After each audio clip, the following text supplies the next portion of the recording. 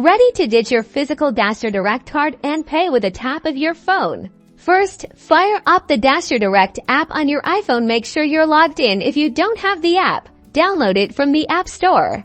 Once you're in, look for the card icon or a section labeled something like Card Details or Manage Card. Tap on it. It usually lives on the home screen or in the menu.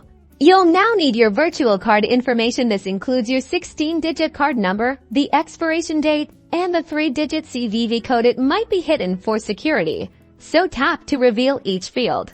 Now, exit the DasherDirect app and open the Apple Wallet app on your iPhone.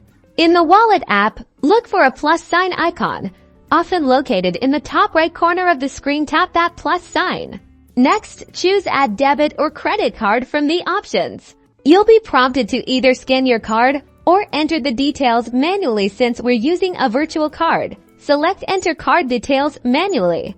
Carefully type in the card number, expiration date, and CVV code that you retrieved from the DasherDirect app. Double-check to be absolutely sure that all the information is correct. You'll then need to agree to the terms and conditions. Read through them, and if you're happy to proceed, tap Agree. Apple will now verify your card. This may involve sending a verification code to your phone number or email address registered with DasherDirect. Follow the instructions provided to complete the verification.